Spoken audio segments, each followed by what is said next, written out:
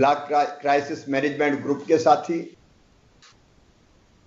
गांव के और बाढ़ के क्राइसिस मैनेजमेंट ग्रुप के सभी भाई बहन,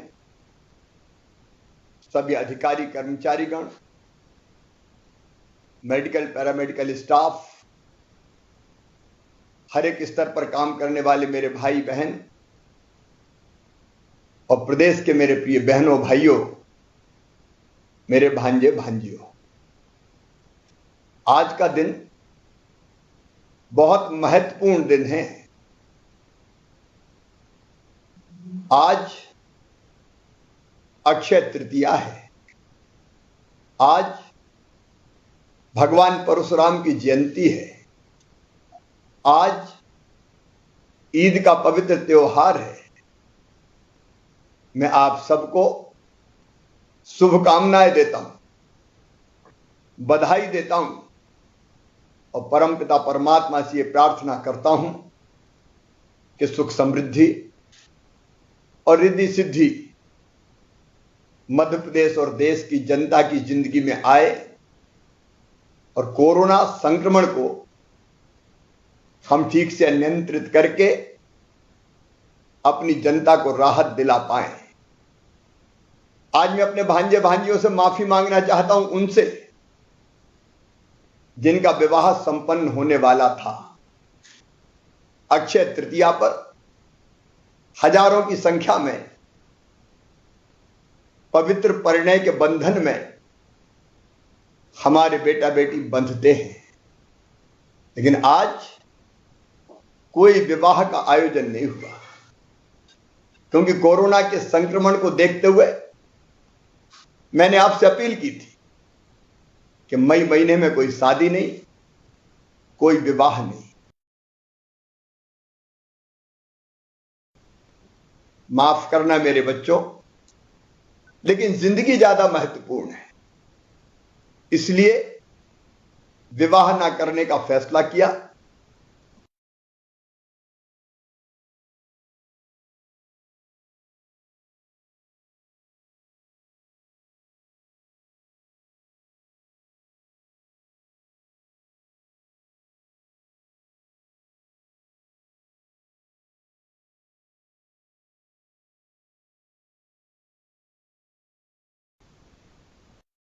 उनको भी याद करना चाहता हूं, उनके चरणों में श्रद्धा के सुमन अर्पित करना चाहता हूं, जो कोरोना संक्रमण के कारण हमसे बिछुड़ गए, हमें छोड़ के चले गए। इस महामारी ने हमसे कई अपनों को छीना है। हमारे सांसद गए, हमारे विधायक साथी गए, पत्रकार मित्र गए, सामाजिक कार्यकर्ता गए, अनेकों अपने बिछुड़े हैं। कोरोना वॉरियर्स को भी कई को हमने खोया है। जब ये सोचते हैं तो मन व्यथित होता है, पीड़ा से भर जाता है। पीड़ा गहरी है, दर्द बड़ा है, लेकिन इस दर्द को सहते हुए भी हमें आगे बढ़ना पड़ेगा। हमने देखा ऐसे बच्चे भी हैं जिनके सिर से अपने माता पिता का साया उठ गया। ऐसे बुजुर्ग भी हैं जिनने अपने बुढ़ापे की लाठी के सहारे खो दिए। लेकिन आज मैं कहना चाहता हूं, जिम्मेदारी से कहना चाहता हूं, कोई बच्चा अपने आप को अनाथ ना समझे। मेरे होते हुए, प्रदेश की सरकार के होते हुए किसी बच्चे को अनाथ नहीं रहने दिया जाएगा। वो प्रदेश के बच्चे हैं, हमारे बच्चे हैं, उनकी चिंता हम करेंगे। और इसलिए हमने योजना बनाई कि ऐसे बेटा बेटी जिनके परिवार में कोई कमाने वाला सदस्य नहीं रहा, उनको जब तक वो सक्षम नहीं हो जाते 5,000 रुपया मासिक पेंशन दी जाएगी। हमने तय किया है, पात्रता ना होने के बावजूद भी ऐसे परिवारों को निःशुल्क राशन दिया जाएगा। ऐसे बच्चे हमारे बच्चे हैं, उनकी निःशुल्क शिक्षा का इंतजाम किया जाएगा। और अगर ऐसे परिवार में कोई सदस्य ऐसा है, पिता नहीं है, मां है या कोई बहन है, भाई है, जो कुछ काम धंधा या व्यवसाय कर सकता है, तो उसको सरकार की गारंटी पर बिना ब्याज का लोन भी काम धंधा प्रारंभ करने के लिए दिलवाया जाएगा। मेरे प्रिय बहनों और भाइयों, कई अपने बिछुड़े हैं, लेकिन आगे तो हमें बढ़ना ही होगा। और इसलिए मैं उनको प्रणाम करते हुए, कोरोना वॉरियर्स, साल भर से ज्यादा हो गया, 1.25 साल लगातार जूझ रहे हैं। हमारे डॉक्टर, हमारा पैरामेडिकल स्टाफ, हमारी सिस्टर्स, चिकित्सा के काम में लगे हुए बाकी मित्र, हमारे पुलिस के साथी, हमारे अधिकारी, हमारे हर विभाग के कर्मचारी, मेरे जनप्रतिनिधि साथीगण, कई पे गर्व होता है। इस समय सेवा के उत्तम उदाहरण उन्होंने प्रस्तुत किया है। राष्ट्रीय स्वयंसेवक संघ के स्वयंसेवक, सेवा भारती के कार्यकर्ता, भारतीय जनता पार्टी के कार्यकर्ता, अन्य दलों के कार्यकर्ता जिस काम में लगे हैं, मैं उन सबको हृदय से धन्यवाद देता हूं। आप सबके प्रयत्नों से आज मैं ये कह सकता हूं कि मध्य प्रदेश में संक्रमण की दर को घटाने में हम सफल हुए हैं, कामयाब हुए हैं। कभी 24% तक ये संक्रमण की दर पहुंच गई थी, अब 24% से घटते घटते अगर कल की हम संक्रमण की दर देखें तो ये 11.8% हो गई है। अगर साप्ताहिक पॉजिटिविटी संक्रमण की दर देखी जाए तो ये भी 14.8% है। कल जो पॉजिटिव केस आए उनकी संख्या 8,087 है। हम 13,500 तक पहुंच गए थे। रोज लगातार धीरे धीरे, तेजी से नहीं घट रहे, लेकिन धीरे धीरे पॉजिटिव केस की संख्या लगातार कम होती जा रही है। लेकिन मैं निवेदन करना चाहता हूं, हमने अभी लंबी लड़ाई लड़नी है।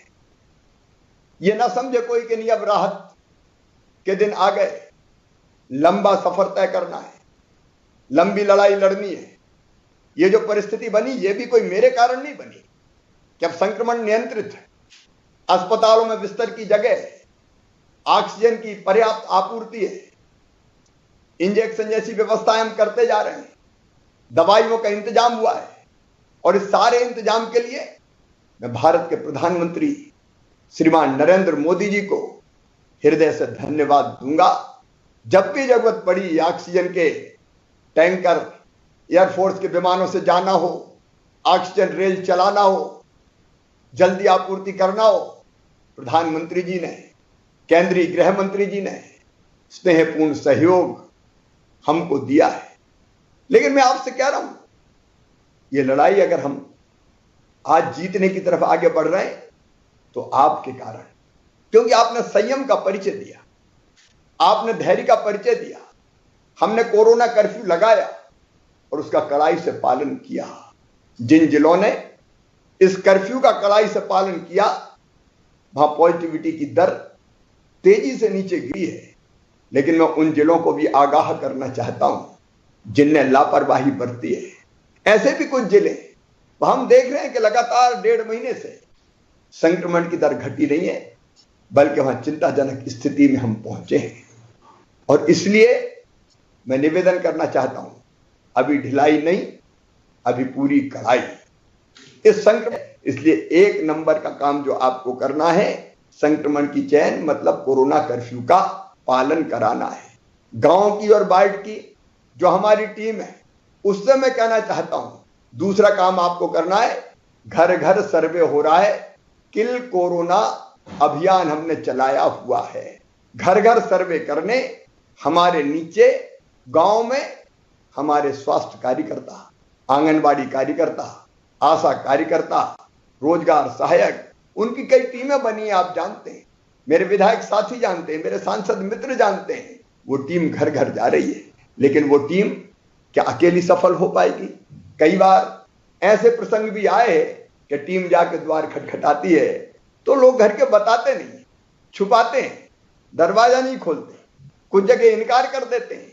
मैं कहना चाहता हूं गांव के क्राइसिस मैनेजमेंट की टीम से, मेरे मित्रों, मेरे प्रिय बहनों और भाइयों, आप में से कुछ लोग उस टीम के साथ जाओ, आप भी कुंडी खटखटाओ और लोगों से अपील करो कि मत छुपाओ, बताओ सर्दी जुकाम बुखार खांसी है तो इलाज संभव है ना, हम इलाज करेंगे। मुझे कहते हुए दुख है, कई लोगों ने नहीं बताया, सर्दी जुकाम बुखार का कहीं झोला छाप डॉक्टरों से इलाज कराते हैं और झोला छाप डॉक्टरों ने कई जगह इलाज करके मनचाही दवाइयां दे दी और बाद में पता चला कि धीरे धीरे फेफड़े उनके संक्रमित होते रहे और ऐसी स्थिति आई कि ऑक्सीजन का सैचुरेशन कम हो गया और अंततः उनको अस्पताल में या तो ऑक्सीजन पे आना पड़ा या फिर वेंटिलेटर पे जाना पड़ा। मैं प्रार्थना करता हूं गांव के क्राइसिस मैनेजमेंट ग्रुप की टीम से, कोई गांव में नीम हकीम से इलाज न करवाए, ऐसे झोला छाप डॉक्टर से इलाज न करवाए। आप सर्वे करें, सर्वे में सर्दी जुकाम खांसी के पेशेंट मिलते हैं, उनको तत्काल निःशुल्क दवाई हम दे रहे हैं, कोरोना के तत्काल दवाई का किट देना है, वो दवाई खिलानी है और उनको घर में होम आइसोलेट करना है, उनका टेस्ट कराना है। मैं कलेक्टर्स को निर्देश दे रहा हूं, प्रभारी मंत्री देके टेस्ट में कोई कमी नहीं रहनी चाहिए, जितनी जरूरत है टेस्ट करो, चिंता की बात नहीं है। ज्यादा संक्रमित निकलेंगे तो निकलेंगे, हम पहचान तो लेंगे समय पे और पहचान को उनका इलाज तो कर लेंगे।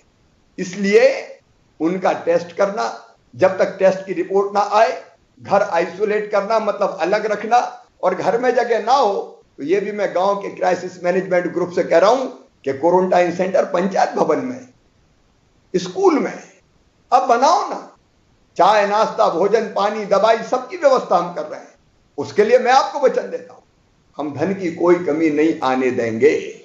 और अगर लगता है कि तबीयत थोड़ी और ज्यादा खराब है तो कोविड केयर सेंटर, आज 350 के आसपास कोविड केयर सेंटर खुले हुए हैं। आज मैंने समीक्षा की 25% बेड भरे हुए हैं, बाकी बेड खाली है। तो हमने कहा के लिए ये कोविड केयर सेंटर बना है, आप वहां ले जाओ ना, या तो घर में ठीक से होम आइसोलेशन, इसकी व्यवस्था कौन देखेगा? क्या अकेला मैं देख सकता हूं? आपको देखना है गांव के क्राइसिस मैनेजमेंट ग्रुप को। होम आइसोलेशन में उसकी पूछताछ फोन से की जाती है 2 बार, वो पूछताछ ठीक से हो रही कि नहीं हो रही, कोई दिक्कत तो नहीं है। आप भी चेक करते रहिए। होम आइसोलेशन से अस्पताल जाने वाले मरीजों की संख्या 0.7% है, बाकी घर पे ही ठीक हो जाते हैं। लेकिन मैं गांव में और वार्ड में अपने क्राइसिस मैनेजमेंट ग्रुप से प्रार्थना कर रहा हूं कि होम आइसोलेशन वालों की देखरेख बाहर से कर लो, फोन से कर लो, उनकी चिंता कर लो, उनको ढाढ़स दो, उनको साहस बंधाओ। योग से निरोग कार्यक्रम हमने शुरू किया है, जिसमें कई जगह, सबकी बात नहीं कर रहा है, योग प्रशिक्षक उनको प्राणायाम और आसन की भी सिखाने का काम ऑनलाइन करते हैं। अगर वहां चिंता हो गई वो ठीक हो जाएंगे मित्रों। वहां अगर लगता है कि कोविड केयर सेंटर में ले जाना है, वहां हम उनको ले जाएं। कोविड केयर सेंटर में भी दवाई, उपचार, भोजन इत्यादि की ठीक व्यवस्था है। और अगर वहां से जरूरत पड़ेगी तो वहां एम्बुलेंस है, वहां से हम अस्पताल ले जाएंगे, भगवान करे वैसी नौबत ना आ पाए। लेकिन दूसरा काम जो आपको करना है, जिसके लिए आज मैंने आपको कष्ट दिया है, गांव के क्राइसिस मैनेजमेंट ग्रुप को कि सर्वे ठीक से करवा के हम संक्रमितों की पहचान कर लें और उनका प्रॉपर इलाज हम शुरू करवा दें, ताकि उनको स्वस्थ भी कर सकें और उनकी जान भी हम बचा सकें। आपको इसके साथ एक काम और करना है।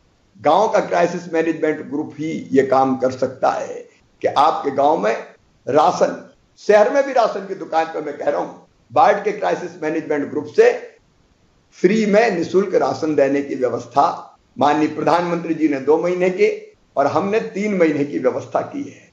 अब एक व्यक्ति के पास 1 महीने में कम से कम 10 किलो राशन जाना है। ये राशन ठीक से मिल जाए, इसकी मॉनिटरिंग भी वार्ड के क्राइसिस मैनेजमेंट ग्रुप को और गांव के क्राइसिस मैनेजमेंट ग्रुप को करना है, लेकिन मिले भी ऐसे कि भीड़ ना लगे, लाइन ना लगे, नहीं तो पता चला कि राशन के चक्कर में ही संक्रमित हो जाएं। और इसलिए आप राशन की दुकान पर व्यवस्था बनवाएं। सारे कलेक्टर सुन रहे हैं, प्रभारी मंत्री जी निर्देश देंगे, ये जैसा क्राइसिस मैनेजमेंट ग्रुप तय करे उसके हिसाब से राशन के वितरण की व्यवस्था होनी चाहिए, जिससे भीड़ भी ना लगे, संक्रमण भी ना फैले और पर्याप्त मात्रा में राशन की व्यवस्था हो जाए। ये काम भी अभी क्राइसिस मैनेजमेंट ग्रुप को ही देखना है। इनके अतिरिक्त अगर गांव में संक्रमण है तो उस घर को आपको अलग थलग करना है, ताकि उस घर के लोग घूम के बाकी गांव में ना फैलाएं, प्यार से समझा बुझा के, और वो भी मानेंगे और परिवार के अन्य सदस्य साथ ना रहे। हम 2-4-5 दिन में उस घर को कंटेन करके उसको भी संक्रमण से मुक्त कर लेंगे।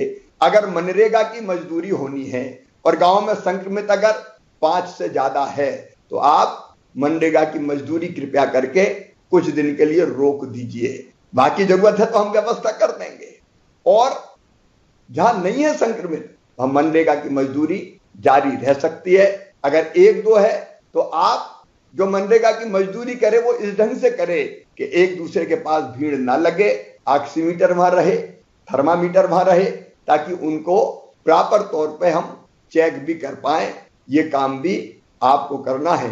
जहां तेंदुपत्ते की तुड़ाई होना है वो भी ध्यान रखेंगे कि ऐसा ना हो कि तेंदुपत्ते की तुड़ाई संक्रमित कर दें। ऐसी एक नहीं 10 चीजें निकल सकती है जिसका इंतजाम आपको करना है। मैं एक और उपार्जन की बात, किसानों से उपार्जन का काम चल रहा है।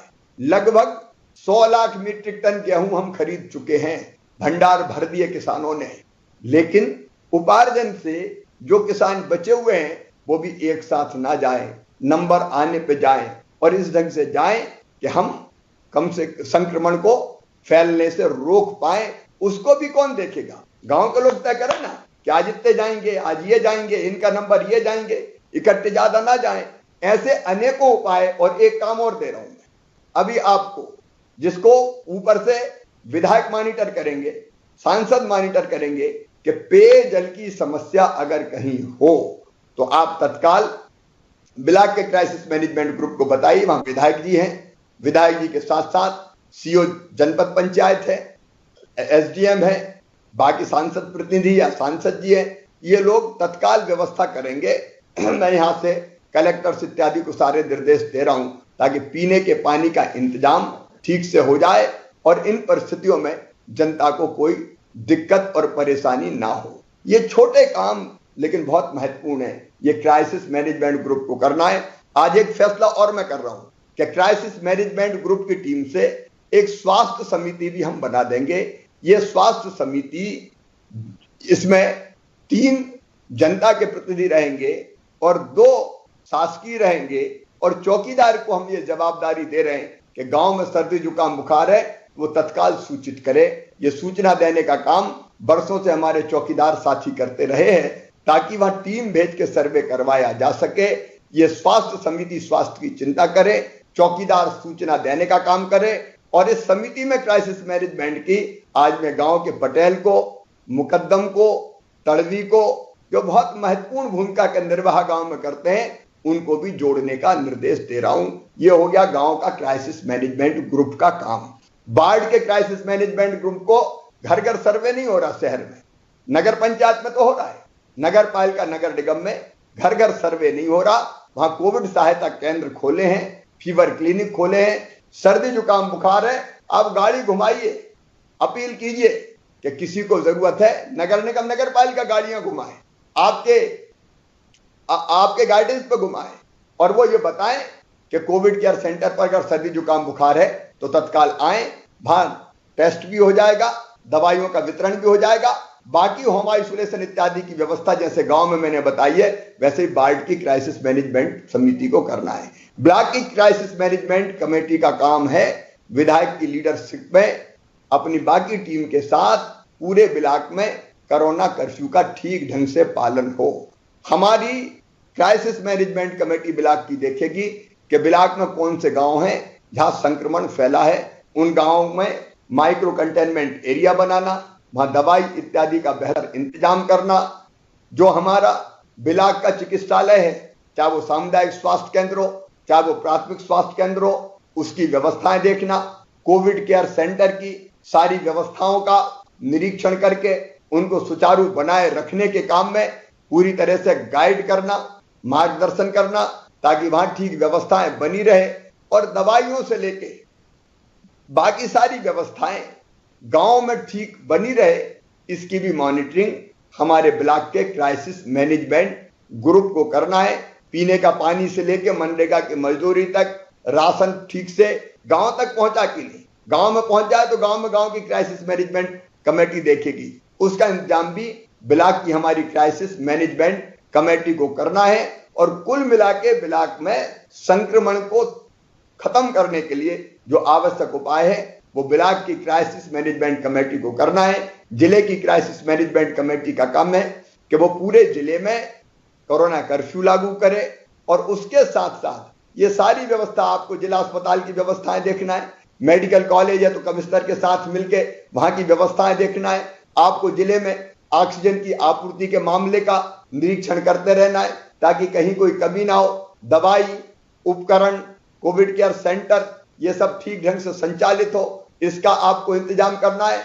और कहीं से भी कोई प्रशासनिक दिक्कत जनता को ना हो, इसका इंतजाम भी हमारे जिले के क्राइसिस मैनेजमेंट कमेटी को, जिसमें प्रभारी मंत्री, सांसद, विधायक, कलेक्टर, एसपी, सामाजिक राजनीतिक कार्यकर्ता और अन्य प्रमुख स्वयंसेवी संस्थाओं के लोग सम्मिलित है, वो करें। मैं बार बार इस ड्यूटी को कलेक्टर्स को भी बता चुका हूं।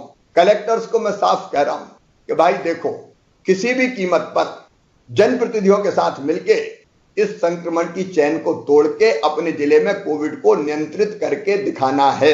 मैं पहले भी कह चुका हूं कि जहां लापरवाही हुई वहां दिक्कत हुई और जहां चुस्ती से काम हुआ वह संक्रमण की दर 5% के नीचे भी चली गई है। इसलिए जिले की टीम इस पर विशेष रूप से ध्यान देगी। एक काम और आप जिले में देखेंगे, मैंने दवाई की आपूर्ति की बात कही है, एक बात और कही है, कालाबाजारी किसी भी कीमत पर ना हो। कालाबाजारी के खिलाफ बिल्कुल सख्त रहना है। पुलिस के साथी सुन रहे हैं, अभी 80 से ज्यादा रासुका हम कर चुके हैं, कई लोगों को हम जेल भिजवा चुके हैं। ऐसे बेईमानों को, धन पशुओं को, नर पिशाचों को जो नकली रेमडेसिविर इंजेक्शन बेच दें, इनको किसी भी कीमत पर नहीं छोड़ना है। ये तो हत्या से भी भयानक अपराध है और इसलिए इस पर भी नजर रखना है। हमने ये भी तय किया है, ये आपका काम है जिले की क्राइसिस मैनेजमेंट कमेटी का, कि जो तय दरें हैं उससे ज्यादा कोई अस्पताल जनता से पैसा वसूल ना करे। हमने यहाँ कमेटी बनाई है और जनता को भी कहा कि आप शिकायत कीजिए, शिकायत के बाद कार्रवाइयां होती है। और आपने देखा कि लाखों रुपया अलग अलग शहरों में उन अस्पतालों से हमने वापस करवाया है। एक तरफ प्राइवेट ऐसे अस्पताल है जो बहुत सेवा के भाव से काम कर रहे हैं, दूसरी तरफ ऐसे भी लोग हैं जिनने दिक्कत देने की कोशिश की है। जो सेवा के भाव से काम कर रहे हैं उनको हम प्रणाम करते हैं, लेकिन जिन्होंने गड़बड़ की है उनको हम छोड़ेंगे नहीं, वो ये समझ ले। अब जिले के क्राइसिस मैनेजमेंट ग्रुप को एक काम और करना है, जिले में अगर कोई बच्चा या बच्चे अनाथ हो गए हों तो उनकी सूची तैयार करना है, ताकि इस योजना जो हमने बनाई है उसका लाभ मैं तत्काल लेना चाहता हूं, देर नहीं करना चाहता, तो इसको भी आप चिन्हित कर लें। और दूसरा जो महत्वपूर्ण काम आपको करना है वो काम है निशुल्क इलाज की व्यवस्था। मैं एक बार निवेदन करना चाहता हूं, निशुल्क इलाज की हमारी 3 तरह की व्यवस्थाएं हैं। नंबर 1, सरकारी अस्पतालों में बिल्कुल निशुल्क इलाज किया जाता है। नंबर 2, कोविड के लिए जो अनुबंधित अस्पताल है, मतलब प्राइवेट अस्पताल को पैसा हम देते हैं और हम कहते हैं मरीजों का इलाज आप करो, ऐसे अस्पताल बड़े शहरों में हमने चिन्हित कर रखे हैं, उन अस्पतालों की आपको जानकारी है। और नंबर 3 जो योजना हमने बनाई, इन तीनों को मिला के मुख्यमंत्री कोविड उपचार योजना है। वो योजना है कि जितने भी हमारे आयुष्मान कार्डधारी है, आयुष्मान कार्डधारी, और उसमें हमने लिबरल किया है। मैं एक बार अपने विधायक मित्रों को भी बताना चाहता हूं कि अगर किसी परिवार में एक आयुष्मान कार्ड है तो बाकी सभी सदस्यों के तत्काल आयुष्मान कार्ड बना दिए जाएंगे और उनका इलाज निःशुल्क किया जाएगा।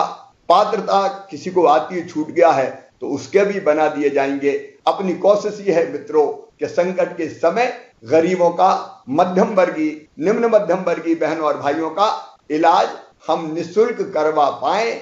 और मुझे खुशी है कि केवल, मुझे संख्या भी एकदम ध्यान नहीं आ रही, कोई 80-83 अस्पताल प्राइवेट ऐसे बचे हैं जो अभी इस योजना में सम्मिलित नहीं हुए।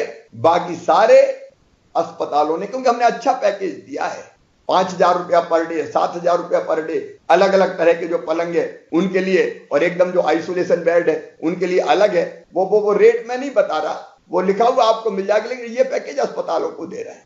और इसलिए इस पैकेज के अंतर्गत बाकी का इलाज भी आपको निःशुल्क करवाना है। उसकी देखरेख भी जिले के क्राइसिस मैनेजमेंट कमेटी को करना है, ताकि बिना बाधा के उनका इलाज निःशुल्क और ठीक ढंग से हो सके।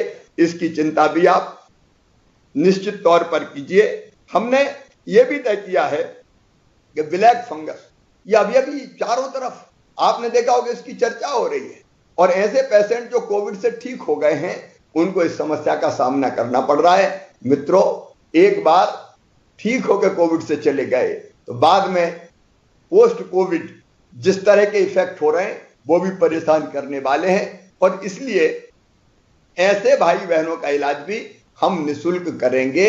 इंजेक्शन जो दूसरा आता है एंटी फंगल इंजेक्शन, उसकी उपलब्धता में अभी दिक्कत आ रही है। कलेक्टर एसपी इस पे भी ध्यान दे, इसकी कालाबाजारी ना हो। हम संपर्क कर रहे हैं कंपनियों से और कोशिश कर रहे हैं कि वो इंजेक्शन भी आ जाए, लेकिन इस बीमारी का इलाज भी हम निःशुल्क करेंगे। एक चीज और आज हमने तय की है कि हमारे जो कोविड केयर सेंटर हैं इनको पोस्ट कोविड केयर सेंटर भी बना दिया जाएगा। अगर घर पे ठीक होने के बाद थोड़ी दिक्कत पेशेंट को हो रही है तो वो कोविड केयर सेंटर पे आ जाए, डॉक्टर उसकी देखरेख करेंगे, और अगर जरूरत पड़ेगी तो उसको इलाज के लिए उचित अस्पताल में भेजने का इंतजाम करेंगे। इस पीड़ा से भी हमें अपने बहनों और भाइयों को बचाना है। नर्स जो अस्पताल है उनमें इलाज की पर्याप्त व्यवस्थाएं हो जाएं, इसलिए हमने तय किया है कि 1 महीने के अंदर 800 डॉक्टर, 800 नर्स और 800 टेक्नीशियंस की भर्ती हम युद्ध स्तर पर करेंगे, ताकि स्टाफ की कोई दिक्कत ना आए। सारे अस्पतालों में इलाज की बेहतर व्यवस्था के लिए अभी हमने आकलन किया है, पूरे मध्य प्रदेश में 5,000 ऑक्सीजन बिस्तर अभी बढ़ाए जा रहे हैं। ये नहीं है कि केस कम हो रहे हैं तो हम ऑक्सीजन बिस्तर कम कर दें, हम बढ़ाते रहेंगे ताकि भविष्य की किसी भी चुनौती का हम मुकाबला कर सकें। 5,000 ऑक्सीजन बिस्तर के साथ साथ 1,000 एचडीयू और आईसीयू बेड बढ़ाने का भी हमने फैसला किया है, और बच्चों के लिए भी 500 बिस्तर हम आरक्षित करके रखेंगे। अलग अलग जगह जहां संभव है बच्चों का वार्ड बनाने के भी मैंने निर्देश दिए हैं, ताकि कोई चुनौती अगर भविष्य में आए तो उसकी भी हम ठीक ढंग से व्यवस्था कर सकें। एक चीज और है जो हमको करना पड़ेगी मिलके, अस्पतालों में वार्ड का माहौल ठीक होना चाहिए, क्योंकि चारों तरफ पेशेंट ही पेशेंट रहते हैं। एक का दर्द दूसरा देखता है तो कई बार मानसिक अवसाद में आ जाता है, और वैसी स्थिति में उसको ठीक होने में और दिक्कत होती है। तो उस अस्पताल के वार्डों का भी हम ठीक प्रबंधन कर सकें, ये सुझाव मेरे पास कई जगह से आए हैं। इसलिए अतिरिक्त लोगों की भर्ती के साथ साथ मैं एक भावपूर्ण अपील करना चाहता हूं, वो मित्र जो कोविड से ठीक हो गए, जिनकी एंटीबॉडी बन गई है, क्या वो कोरोना वॉरियर्स बन सकते हैं? क्या अपनी सेवाएं कुछ निश्चित सीमा तक, कुछ निश्चित मर्यादाओं में वो कोविड के पेशेंट्स के लिए दे सकते हैं?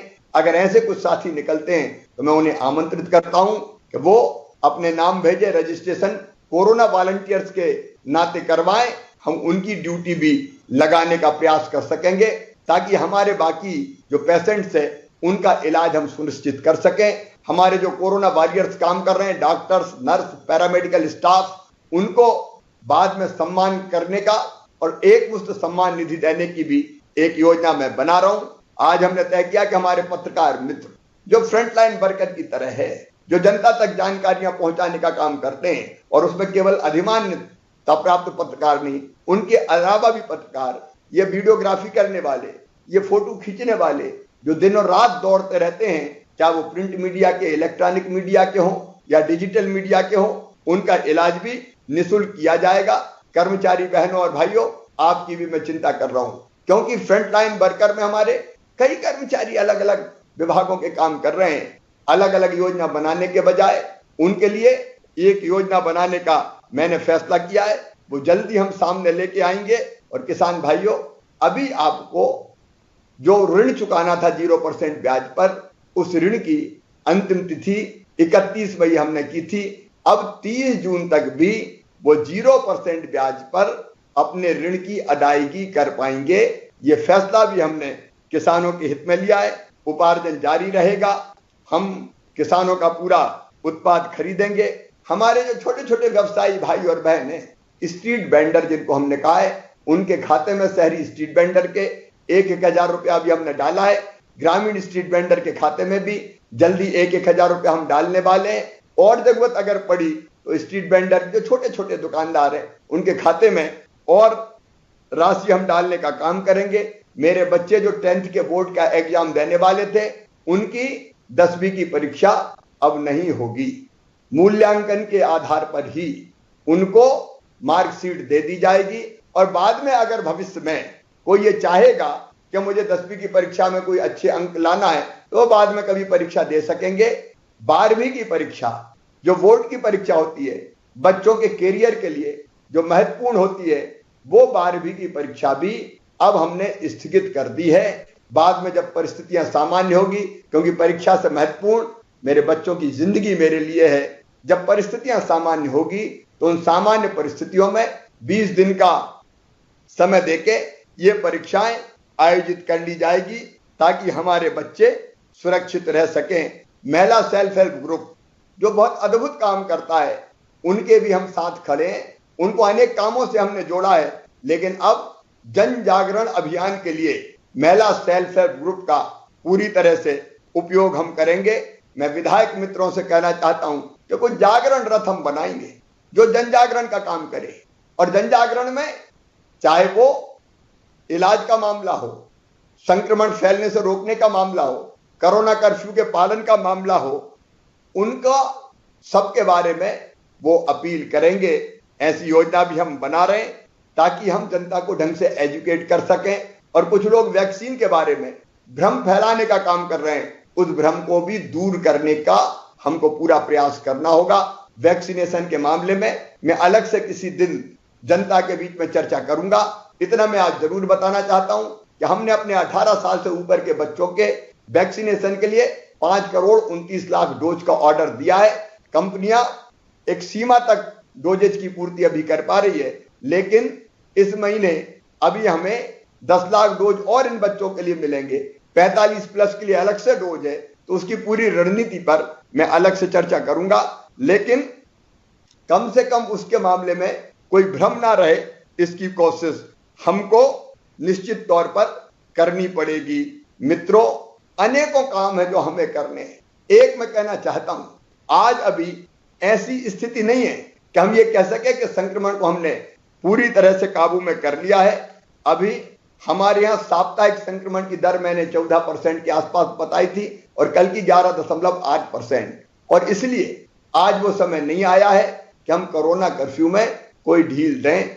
जिला क्राइसिस मैनेजमेंट कमेटी से मैं ये आग्रह करना चाहता हूं कि अपने यहाँ की परिस्थितियां देखें, पॉजिटिविटी देखें और फिर वो इस कोरोना कर्फ्यू को आगे बढ़ाने का फैसला ले लें। ये उनको अभी लेना ही होगा, नहीं पूरे किए किराए पर हमारा पानी फिर जाएगा। अगर एकदम हमने कुछ ओपन किया तो फिर ऐसी परिस्थिति बन जाएगी कि संक्रमण फिर बढ़ जाएगा। लेकिन जिन जिलों में संक्रमण की दर बहुत नीचे चली गई है, वो अपने क्राइसिस मैनेजमेंट ग्रुप की बैठक करें और प्रदेश से चर्चा करके आगे भविष्य में कब खोलना है, और खोलना भी है तो वैज्ञानिक तरीके से खोलना है, एक साथ नहीं खोलना है। उसके बारे में प्रदेश से चर्चा करके वो फैसला करेंगे। मैं एक आग्रह और करना चाहता हूं कि देखिए, कोरोना वायरस, ये जो वायरस है, ये वायरस तो अभी रहने वाला है। दुनिया में जब जब महामारी आई, 100 साल में एक बार आती, लोग बताते हैं इतिहास को, तो वो 3-4 साल तक कम से कम रहती है। ये 3-4 साल तक वायरस तो रहेगा, और इसलिए हमको वायरस के रहते हुए अपनी जिंदगी को जीने की आदत डालनी पड़ेगी। मतलब कोरोना संक्रमण रोकते हुए हमको अपना आचरण और व्यवहार करके परिस्थितियों को सामान्य बनाने की कोशिश करनी पड़ेगी। अगर एकदम हम निकले भीड़ भाड़ निकली तो फिर आप मानिए कि संक्रमण फिर से हमें दबोच लेगा और कितना नुकसान होता है ये हम अपनी आंखों से देख चुके हैं। और इसलिए मैं निवेदन करना चाहता हूं क्राइसिस मैनेजमेंट ग्रुप को, लोगों को एजुकेट करने का काम करना पड़ेगा, गांव के लोगों को भी और शहर के भाई बहनों को भी, सबको समझना पड़ेगा कि कोरोना संक्रमण रोकने के अनुरूप व्यवहार करते हुए हमें जीने की आदत डालनी पड़ेगी। मतलब अब कुछ समय तक भव्य और बड़े आयोजन नहीं होंगे, भीड़ भरी शादियां नहीं होगी, अलग अलग तरह के कार्यक्रम जिनमें भीड़ इकट्ठी होती है वो प्रतिबंधित अभी लंबे समय तक रहेंगे। मास्क लगाना, दूरी बना के रखना, परिस्थिति सामान्य होने के बाद भी और बार बार हाथ धोते रहना, इसको अपने दिनचर्या का अंग बनाना पड़ेगा। एक अपील और मैं अपने प्रदेश के बहनों और भाइयों से करना चाहता हूं, देखिए हम अपनी जीवन शैली बदलें, और जीवन शैली बदलने का अर्थ यह है कि जो योग या व्यायाम कर सकते हैं जरूर करें। मैं तो सबसे अपील करूंगा जरूर करें, यह शरीर को स्वस्थ रखेगा।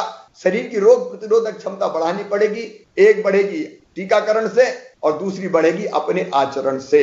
इसलिए योग, व्यायाम, प्राणायाम उचित शिक्षक से सीख लीजिए, उसको अपने जीवन का अंग बना लीजिए।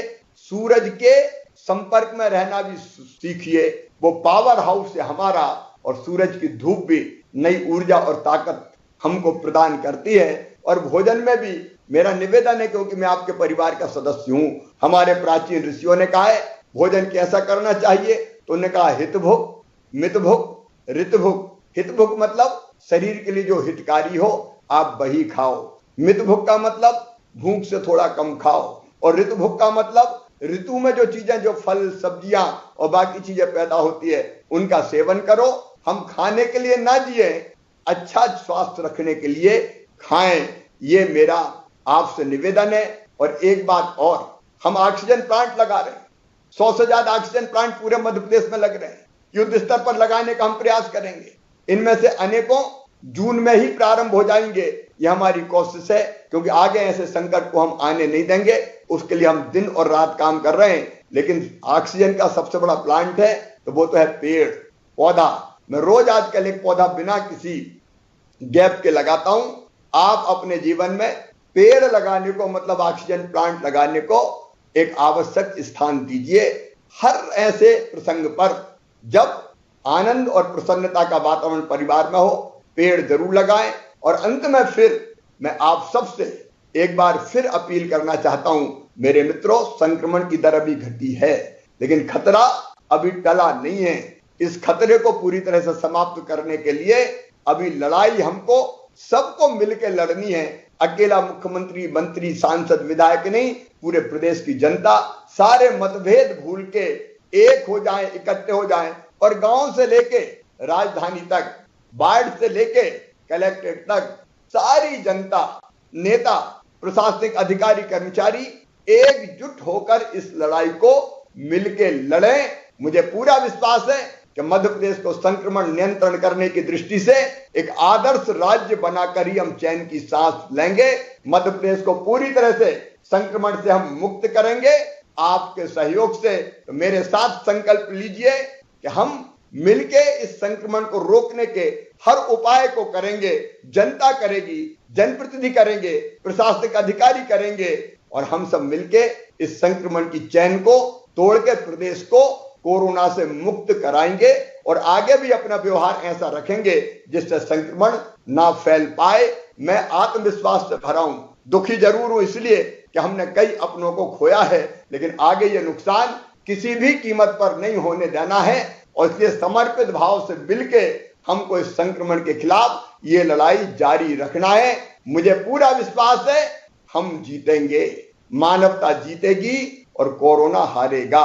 अंत में परमात्मा से, भगवान से यही प्रार्थना करते हुए कि हे भगवान, हमें असदोमा सद्गमय, असत से सत की ओर, तमसोमा ज्योतिर्गमय, अंधकार से प्रकाश की ओर, और मृत्योर्मा अमृतम गमय, मृत्यु से अमृत की ओर ले चल।